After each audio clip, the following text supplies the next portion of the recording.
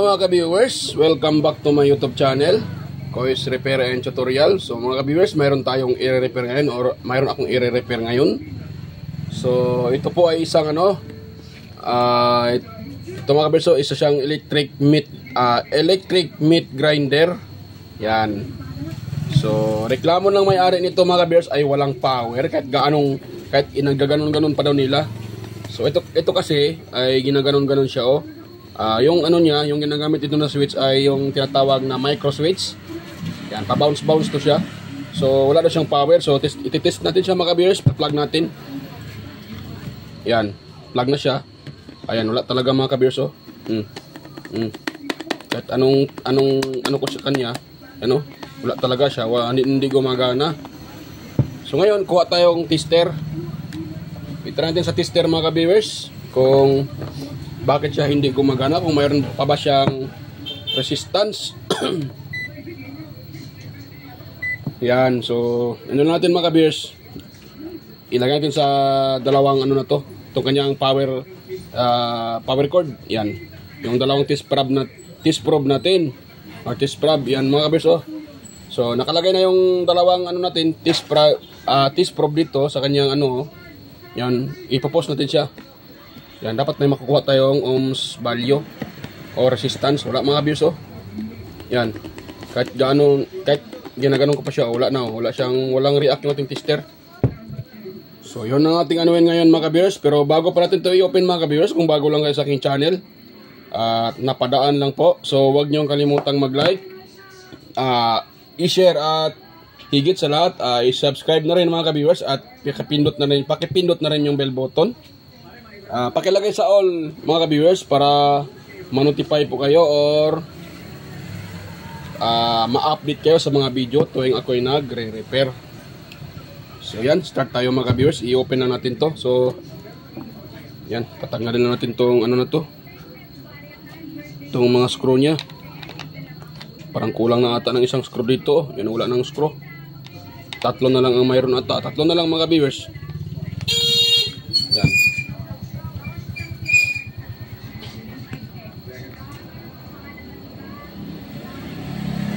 Yan, so habang tayo magkabisa, habang natatanggal tayo ng screw, so mega love shoutout pala sa inyo mga ka-viewers, sa mga patuloy yung sumusuporta sa aking video, sa mga nanonood, at yan, sa mga silent viewers dyan, organic viewers, sa mga subscribers ko dyan, new and old subscribers, ayan, sa lahat ng sumusuporta sa aking channel, mega love shoutout po sa inyo. At sa mga nagko-comment din na si Sir Randy Trinidad at saka Sir John Santiano. Yan, napaka-supportive din ni Sir John Santiano. At ganun din si Sir Alex Paroni, si Sir Toxic Gaming or Sir Nelt Vlog. Ayan. So, mega love shoutout po Sir Idol Nelt Vlog or Sir Toxic Gaming. Sir Florindo Isidro, Sir John Mercado Jr. Yan, mega love shoutout po.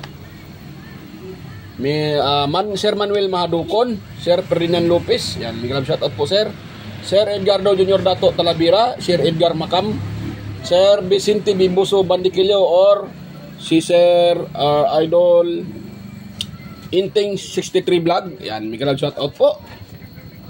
Si Sir Reynaldo Macasiano ng GMA Cavite, Sir Benjan Calderon, si Sir Perdi Ronquillo. Ayan, mega love shoutout po sa inyo mga sir.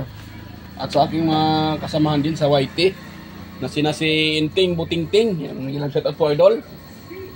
Andy Rabino TV Tech, Andy Rabino to, T-Electric Chair, Maya Vlogs, West Jojo Tech, Ricardo Bernardo, Fix and Review, Yoda Tech TV, John P. Technician, Yoyong's Repair and Tutorial or Tech TV Official, Tones by Vlog, Minus Iban Vlog, Phil-Am Country Living, White Perry, Warshow TV, Bullet Train Channel, JJ Channel, Soktek TV, Kerry Mendoza Vlogger, yan, Chris Perez Vlog, Crowell San Andres, Edstech TV, si Buanang Amaw, Diyos Electrical Vlogs, Mercy Wirham, Amigos Amigas, Jan Ingracia, Leo Tech, DJS Channel, Indictis TV, Lex TV Official. Yan, may galang shoutout sa iyo. Bye, Idol. Lex TV Official. Life in Japan Countryside, Iconic Insight and Beyond, Dinlins TV Vlog, Naanatanan TV, Maskarang Vlogger Puno, Luke the Great, Marco Francis 713 Mix Vlog, For the Expert, Diosdado Vlog Channel, at sina si EQC TV, ayan, Kisnel Channel, 3M Vlog, Anonymous Vlog, Jinky Inok Vlog, JW Jingward, Darwin Tech, Farmer Boy TV, Roger Cedric, DJ Disco Hunter, Epras View, DJ Lin Mix TV, at saka si Baybayong TV Mix Vlog. Ayan, may galap shoutout po sa inyo mga ka-idol. So yan. So may galap shoutout din sa mga lahat-lahat na. Ayun, so tuloy tayo mga ka-viewers. So ito ay na-open ko na. So try natin siyang silipin. Bakit siya walang power? Yan, so ito yung ano niya mga ka-viewers, yung motor niya. Wala naman siyang sunog mga ka-viewers sa kanyang motor. So wala naman siyang sunog kung nakita nyo. So ito po yung kanyang pinaka-thermal fuse. Yan. Ayan. Ayun mga ka-viewers, oh. Nakita ko na mga ka-viewers bakit siya walang power. So ito pala ang dahilan. Yan, oh. Yan, ito yung sinasabi kong tawag dyan, micro switch. Yan, oh. Yan, oh, ito eh. Pag tinatamaan yan, nagkakaroon to ng contact. Itong linya na to, ito nag-continuous yan pag natatamaan yan. Kaso natanggal sa lagayan kaya pala walang power. So madali lang pala to mga ka-viewers. Yan, madali lang to mga ka-viewers. So ito lang pala ang problema mga ka-viewers, kaya pala wala siyang power. Tanggal dito, yan o. Yan yan nakalagay, yan o. Yan. So susungkitin ko muna to. Itong kanyang yung nag-bounce, yung parang ano ng switch. Touchable pad. Tawag nito, touchable pad. Kung hindi ako nagkakamali. Or kung mali talaga ako. Touchable pad. Okay. Yung matanggal niya. Yan, i-post lang natin yan paano mga ka-viewers. Pa dito sa yun. Tanggal siya. Yun yung matanggal. Biak siya pag hindi siya matanggal. Yun. Ngayon mga ka-viewers, ilagay lang natin tong aking ano. Ano natin to, saurin natin to, itong micro switch na to sa kanyang pwesto. At ito, lagyan natin ng electrical tape, parang nabalatan na din to. Yan. Pero hindi naman nabalatan yung wires. Ito insulator lang. So lagyan natin yan ng ano mga viewers, lagyan natin ng electrical tape or buhusan natin ng ano glue stick para safety tayo. Yan. Hirap, malaki yung ano ko, yung kamay. At saka masikip tong ano na to. Kaya medyo mahirap yung ano, mahirap siyang sungkitin mga ka-viewers. Yan, medyo nahirapan ako dito Okay lang yan. Tuloy lang tayo kahit nahirapan. Huwag tayong susuko mga ka-viewers. Ayun. Ayun. Ngayon, para hindi ito matanggal mga ka-viewers, ganoon natin siya plaster natin, plaster. Pasok, tapos sabay tulak. Ayun yung mano Bakit niya ayaw malak?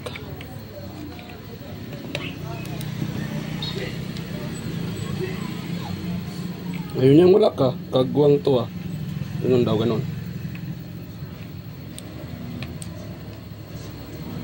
Ayun. Tapos kuha muna ako ng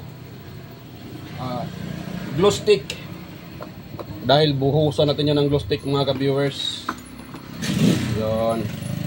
So ito yung aking glue stick. Nga pala, mali pala. Iangat ko muna to.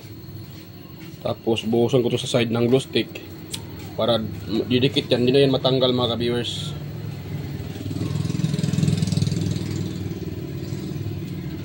Yun, pwede na yan. Tapos buhusan natin dito sa gilid, dito at saka sa kabila, dito din. At pasensya na po hindi nakita Hirap kasi pag walang taga-video. Yan, so yan, buhusan, i-ano ko na siya, i-plaster ko na mga viewers. Yan, lagay ko sa kanyang ano niya. Yan, pag ito ang nakadikit, ito ay natuyo, hindi na yun matanggal mga viewers. Yan.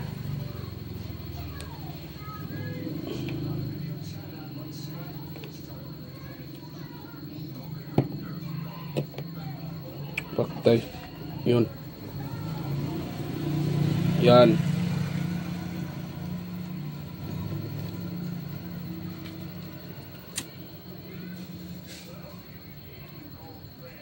Yun. Tapos sa kabila din. Tingnan natin kung matanggal pa ba siya.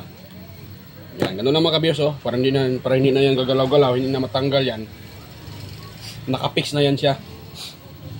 Iwan ko talaga itong China gumagawa eh. Gumagawa na lang ng ganito. Hindi pa secured na tatagal. Siguro para malaki yung kita nila. Pag nasira na, tapo na agad ng bumibili. Kaya malaki yung kanilang kita. So yan, takpanan natin mga ka-viewers. Alay, nako, nahulog pa yung spring. Sana yung spring? Kagwang na. Nahulog yung dalawang spring ah. Itong isa. Yung isa nawala. Ito yung isa. Kagwang na, nahulog pa yung mga spring dalawa. Yan, sa ulit natin. Hindi pwede pag walang spring, hindi magbabounce yan. Yun. Ngayon, pasok natin dito mga ka-viewers. Tignan natin kung ano na ba yan. Yun, pati yung itong isa. Yun. Ayun, mabounce na. Ngayon, dahil naipasok na natin yan, yun, tara natin i-plug sa outlet mga ka-viewers. At kung gagana na ba to, kung may power na to. Yan, lagyan ko lang muna ng ano, ito. Yan, para hindi gagalaw yan. Baka gagalaw yan. Matamaan yung wire sa kanyang ano, propeller, wala na. Yun, so plug natin mga ka-viewers ha, dito. Yun. Ayun, tapos yun natin dito. Wala pa rin sa mga ka-viewers ha. Kagwang na. Ano nangyari? Uy, yan. Kabuang na. Ano ako ah. So hawakan ko dito mga ka-viewers para hindi ano. Yan. Yan. Yan.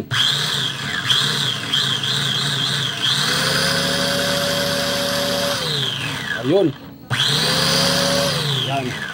So gumagana na mga ka-viewers, i-fix ko muna siya. Bago na natin tuluyang paandarin yan, baka masira yan pag hindi natin yan i-fix.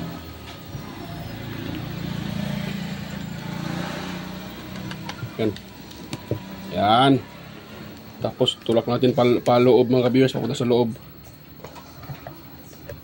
Yun, sana yung kanyang ano, plaster. Yung plastada. Parang ganun ata. Ayun na. So ayan na siya mga ka-viewers oh. So lagay ko mo itong ano, tatlong screw kasi tatlo na lang yung screw nakalagay eh. So hindi tayo pinahirapan nito mga ka-viewers. Yun lang palang micro switch na natanggal. Ito pala mga ka-viewers ay ano pa lang daw. 4 na araw pa lang nabili sa nung nabili nila doon sa ano, sa online shop. So 4 na araw pa lang nagamit, eh wala na. Hindi na daw gumagana. So yun lang pala ang may problema.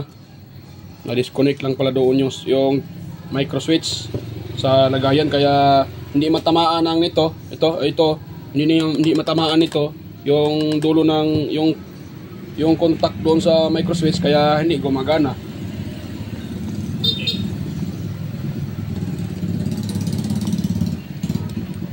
Yan. Ano yung isa? Ito yung isa. Yun.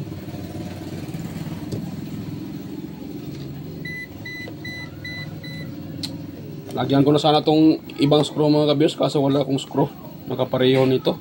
Mahaba siya na maliit yung ulo. Kasi pag malaki yung ulo, hindi kakasya dyan, no? You know? Maliit lang yan, no? Yan, wala akong ganito kaliit na screw. Merong mas maliit yan, pero mas maliit pa dyan. Hindi naman pwede yun. So, pwede na itong tatlo mga kabiyers. Ang importante, hindi siya matanggal. Pwede na itong tatlo. Isa, dalawa. Uy, ito pa itong isa. Hindi pala na ilagay. So, ilagay ko muna itong isa. Yan. Ayun. Kaya pala. Ayun. Ngayon, final test natin mga ka-viewers. Ito pala. Ano ko pa pala to? Lagyan ko pa pala to ng electrical tape. Baka mabalatan yan. Makuryente yung gumagamit.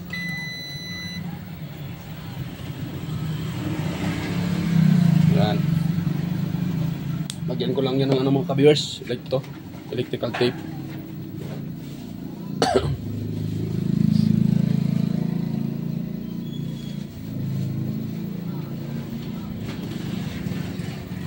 Yun.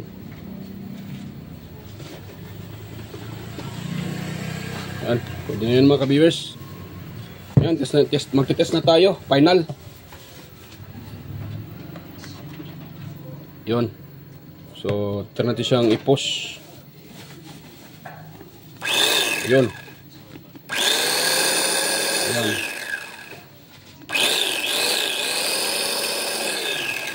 Yun. Yan, okay na siya mga ka-viewers.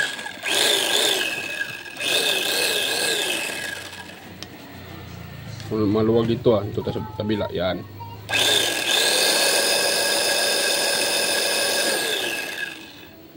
Yan, okay na siya.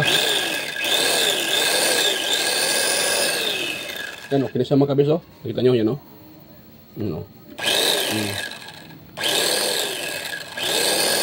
Yan. Yun.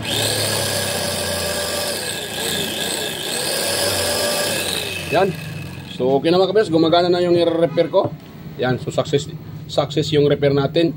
So okay na tong Kasumi meat grinder, electric meat grinder. Yan, okay na siya. Kasumi meat electric grinder. Capacity 2 liters, double layer. Yan. So okay na siya mga kabiyers, made in PRC. Ibig sabihin yan, the Philippine Republic of China, PRC. Yan po ang ibig sabihin ng PRC mga ka-viewers, Philippine Republic of China. O yan. So okay na po yan mga ka-viewers. Yan, so bago pa tayo magtapos mga ka-viewers, kung mayroon kayong nakuhang konting ideya sa aking repair ngayon, so sana po ay huwag niyong kalimutang mag-like, mag-share at higit sa lahat, paki-subscribe na rin mga ka-viewers para updated palagi. So yan, bye-bye. Kita-kita po tayo sa next ng aking mga video. Yan, bye-bye po mga ka-viewers.